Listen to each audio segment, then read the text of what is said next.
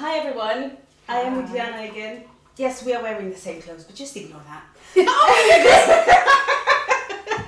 Never mind. Never mind. We had a conversation a while ago about the spaces that we design, and I sort of came and asked you, Jana, how do we make bathrooms more interesting? It's one of those places that our clients spend 2 or 3 hours a day in. And it's huge amount more than any other of the people I know that don't have a disability.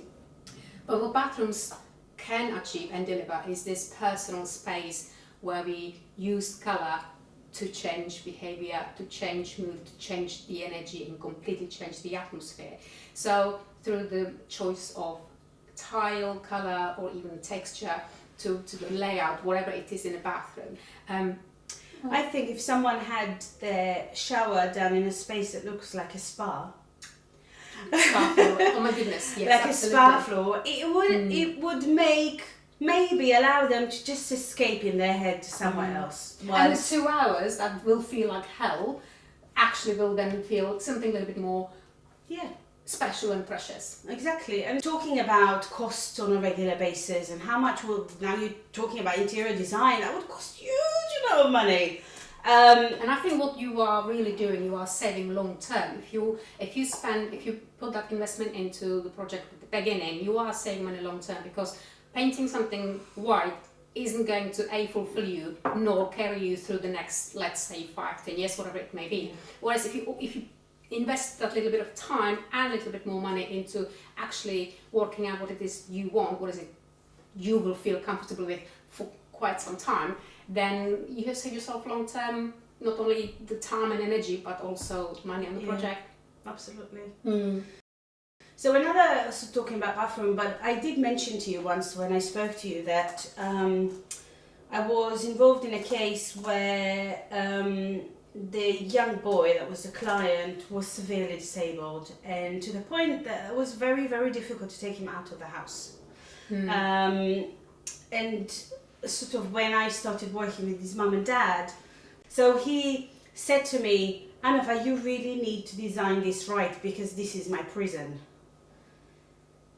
And I know that in my head, I know that people stay at home a lot. And in my head, I sort of hope for them to be able to go outside, because I do it all the time. Yeah. And not realizing that sometimes it's not an option.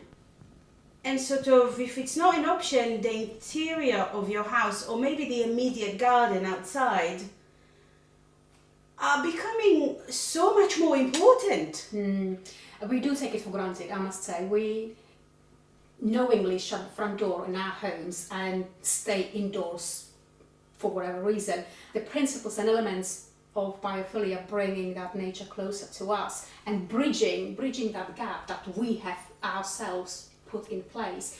Every little bit, whether it's a direct contact, indirect contact, or design with 5 senses, whatever, or with color, whatever it is, those smallest